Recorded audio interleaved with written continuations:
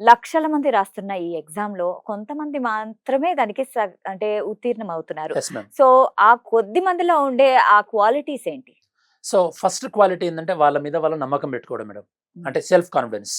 And second ఏందంటే ఏ problems అయినా కూడా ఈ ప్రాబ్లమ్స్‌ని ఓవర్‌కమ్ చేస్తాము. హ్మ్. And I have a better day.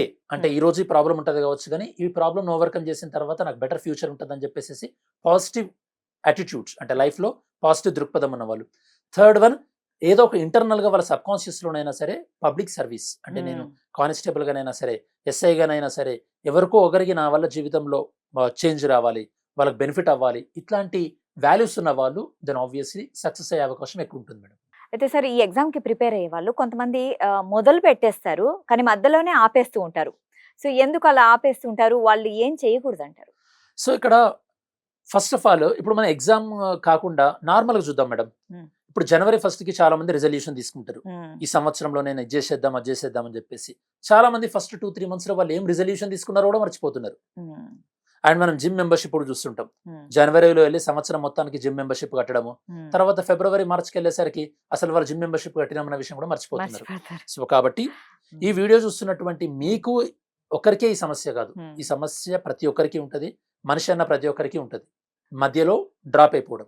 So, కాబట్టి అంటే మీరెప్పుడైనా మోటివేషన్ తగ్గిపోతుందా? తగ్గిపోతుంటే ఇంటెన్సిటీ తగ్గిపోతుంటది. వాళ్ళకి ఫీవర్ వచ్చి ఒక 15 రోజులు, హ్మ్. ఒక 2, 3 వీక్స్ చదవరు. లేపోతే ఇంట్లో ఎవరైనా మంచి ఏదైనా ఆస్పీషియస్ అకేషన్ వల్ల, లేపోతే ఇంట్లో ఏదైనా హ్మ్. అన్‌ఫార్చునేట్ ఇన్సిడెంట్ వల్ల హ్మ్. బ్రేక్ అనేది కామన్‌గా వస్తుంటది మేడం. హ్మ్.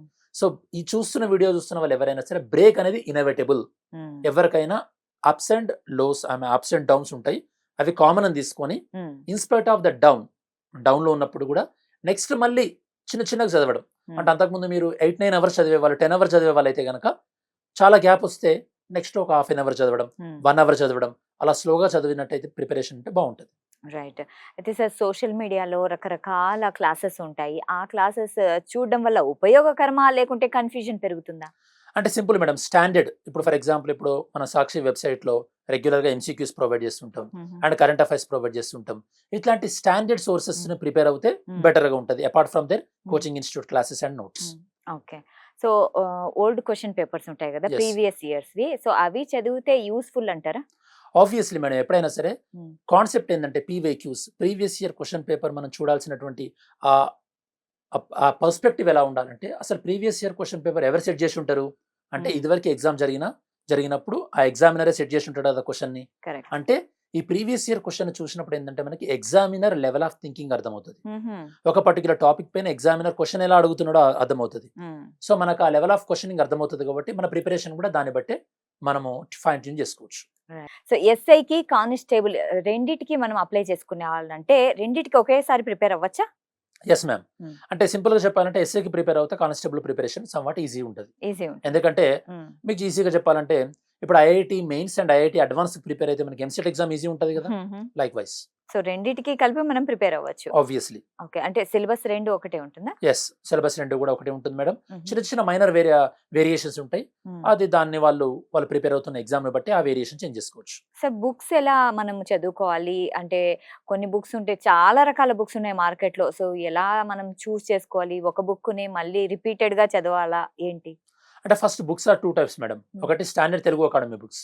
అన్ని సబ్జెక్ట్స్‌కు తెలుగు అకాడమీ బుక్స్ అవైలబుల్‌గా లేవు. హుహు. ఏ సబ్జెక్ట్స్‌కి తెలుగు అకాడమీ బుక్స్ అవైలబుల్‌గా ఉన్నాయో అవి తెలుగు అకాడమీ బుక్స్ తీసుకోవడం బెటర్. హుహు. అండ్ ఏ సబ్జెక్ట్స్‌కి అయితే గనుక తెలుగు అకాడమీ బుక్స్ లేవో హ్మ్. అవి ఇదివరకు సెలెక్ట్ అయినటువంటి క్యాండిడేట్స్‌ను హ్మ్. బట్టి లేదా వాళ్ళ ఫ్రెండ్స్ ఎవరైతే ప్రిపేర్ అవుతున్నారో వాళ్ళని బట్టి ఏ మెటీరియల్ బాగుందో మార్కెట్‌లో ఆ బుక్ గాని, ఆ మెటీరియల్ గాని తీసుకొని ఒకటి గాని మాక్సిమం 2 ఒకటి సరిపోతది మేడం. ఒక బుక్‌నే మల్టిపుల్ నంబర్ ఆఫ్ టైమ్స్ చదవడం బెటర్. మీరడిగిన okay. Second part of question right. ఎలా చదవాలి బుక్ అని చెప్పేసి హ్మ్. అడిగారు కదా! ఒకటే మెటీరియల్‌ని మల్టిపుల్ నంబర్ ఆఫ్ టైమ్స్ చదవాలి. ఏ రేంజ్‌లో చదవాలంటే కొన్ని కొన్ని టాపిక్స్ మనకు ఆ బుక్‌లో లెఫ్ట్ సైడ్‌లో ఉన్నాయా? రైట్ సైడ్‌లో ఉన్నాయా? అన్నంత స్పేషల్ మెమరీ అనేది మనకి ఓకే. రావాలి. అంత హ్మ్. నంబర్ ఆఫ్ టైమ్స్ రివిజన్ చేస్తే that will be great. Superb అనమాట. సో, అదే బుక్‌ని అంటే మనము క్లియర్‌గా సో, 2, 3 బుక్కులు, 4, 5 బుక్కులు చదివే కంటే ఒక బుక్‌నే నీట్‌గా చదవడం బెస్ట్ అంటున్నారు. Yes ma'am. ఇక్కడ ఏమవుతదంటే హ్మ్. కామన్‌గా హ్మ్. మీరొక బుక్ చదువుతుంటారు. హ్మ్. మీ ఫ్రెండ్ ఒకరొచ్చి మిమ్మల్ని ఇంకో క్వెషన్ ఏస్తారు. హ్మ్. నువ్వు చదివిన బుక్లో ఆ క్వశ్చన్ లేదు, ఇంకో బుక్లో ఉంది అంటారు. అంటే ఫియర్ ఆఫ్ మిస్సింగ్ అవుట్ అనమాట. అంటే ఈ బుక్లో లేని ఆ బుక్లో ఏమైనా ఉంటుందేమో అని చెప్పేసి ఇంకో బుక్ కూడా తీసుకొని చదువుతుంటారు. ఓకే. సో దీనివల్ల ఏంటంటే ఒక క్యాస్కేడింగ్ ఎఫెక్ట్, హుహు. మల్టిపుల్ బుక్స్ చదవడం, దీనివల్ల టైం వేస్ట్ అవుతుంటుంది కదా. అది ప్రివెంట్ చేస్తే ఒక బుక్లో ఏదైనా ఒక స్టాండర్డ్ బుక్, ఏదైనా ఒక పాపులర్ బుక్లో 80-85% కవర్ అయిపోతుంది మేడం. రైట్. అదే మనం పర్ఫెక్షన్ సాధిస్తే ఎగ్జామ్ రాయొచ్చు. మిగతా 10-15% మిస్టేక్ చేయడం అనేది, వేరే వాళ్ళు వేరే బుక్ చదివిన దాంట్లో, వాళ్ళు చదివిన దాంట్లో కూడా 70-80 కవర్ అవుతుంది కదా. వాళ్ళు కూడా మిస్టేక్స్ చేస్తారు కదా. Hmm. So no need to worry. 100% perfection కోసం ట్రై చేయడం వల్ల చాలా టైం వేస్ట్ అవుతుంది ఇనీషియల్‌గా. రైట్. ఓకే. 30 రోజులుంది మిగిలి. సో, లాస్ట్ 30 డేస్‌లో ఎలా చదవాలి? అంటే దీన్ని ఆ టాపిక్ చదవాలా? లేకుంటే రివిజన్ చేస్తే సరిపోతుందా? I can say that revision madam. హుహు. Overall revision. హుహు. అండ్ కొన్ని టాపిక్స్ వీళ్ళు హ్మ్. చాలా కాన్ఫిడెంట్‌గా ఉంటారు. చాలా క్లియర్‌గా ఉంటారు. ఆ హ్మ్. టాపిక్స్‌ని టచ్ చేయకుండా హ్మ్. ఏ టాపిక్స్ పైన అయితే గనుక మళ్ళొకసారి రివిజన్ చేస్తే మార్క్స్ ఇంప్రూవ్ చేసుకోగలుగుతా అనుకుంటారో వాటిపైన కాన్సంట్రేట్ చేయడం బెటర్. దట్ హుహు. Is completely individual to individual. Okay. Exam వచ్చేసింది. ఎగ్జామ్ డేలో, ఎగ్జామ్ హాల్‌లో టైమ్ మేనేజ్‌మెంట్ ఎలా ఉండాలి? సో ఆబ్వియస్లీ మేడం, అంటే ఇప్పుడు మనం మాట్లాడుకుంటున్న వాళ్ళు ఆల్రెడీ ఇదివరకు కాంపిటేటివ్ ఎగ్జామ్ రాసిన వాళ్ళు ఉంటారు. హుహు. కాంపిటేటివ్ ఎగ్జామ్ ఫస్ట్ టైం రాస్తున్న వాళ్ళు చాలా తక్కువ మందే హ్మ్. ఉంటారు. సో హ్మ్. కామ్ మైండెడ్‌గా వెళ్ళడం, హాల్ టికెట్ డీటెయిల్స్ చెక్ చేసుకోవడం, హ్మ్. ఎగ్జామ్ వెన్యూ చెక్ చేసుకోవడం.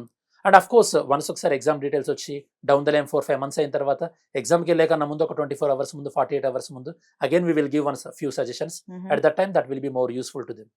సో, ఫిజికల్ టెస్ట్ గురించి మనం మాట్లాడుకుంటే, అమ్మాయిలు ఎక్కువగా దాని గురించే కొంచెం వర్రీ అవుతుంటారు.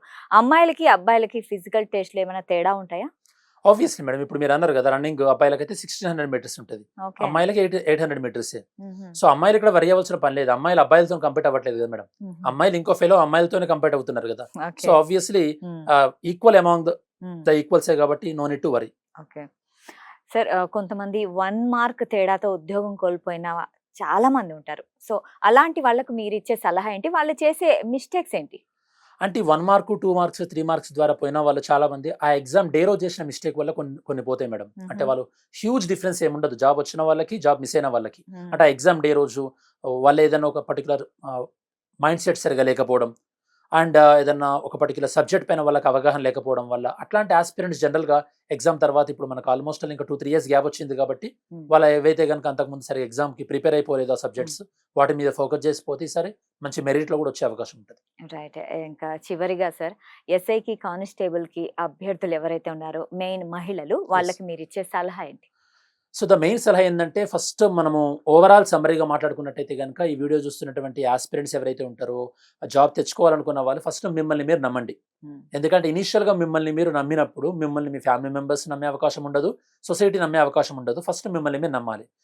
మీరు నమ్మి ఎప్పుడైతే మీరు స్లోగా ప్రోగ్రెస్ అవుతుంటారో, అప్పుడు ఆటోమేటికల్లీ మీ ఫ్యామిలీ మెంబర్స్ గాని, మీ ఫ్రెండ్స్ గాని మిమ్మల్ని నమ్మే అవకాశం ఉంటది. Then slowly you will build up the confidence. And over the period of time మీకు ఆ పాజిటివ్ యాటిట్యూడ్ అనేది వస్తది. అండ్ నేను నేర్చుకుంటున్నా అని చెప్పేసేసి. ఈ నేర్చుకునే ప్రక్రియలో క్విక్‌గా నేర్చుకోవాలంటే గనక ఏదైనా ఎక్స్‌పర్ట్ మెంటర్‌షిప్ గాని, ఎక్స్‌పర్ట్ అడ్వైజ్‌లు నేర్చుకోండి. So that you will see the progress fast. Fast progress చూసినప్పుడు ఆబ్వియస్లీ మనకి it will give lot of positive confidence. And that will further improve their preparation. So కాబట్టి అండ్ వన్ మోర్ థింగ్ మనం మాట్లాడుకుంటున్నట్టు madam, ప్రిపరేషన్‌లో ups and downs ఉంటాయి ఖచ్చితంగా. మీ preparation ఎప్పుడు స్టేబుల్‌గా సింగిల్ బేస్ లైన్‌లో ఉంటదని గ్యారంటీ లేదు. It's like a ECG. హుహు. Sometimes ups and downs are there. That is a part of the life. Accept that. And డౌన్‌లో ఉన్నప్పుడు మళ్ళీ again do some minimal work like half an hour, 1 hour స్టడీతో మళ్ళీ start చేసి, మళ్ళీ pick up చేసుకొని, మళ్ళీ try to come back to the preparation.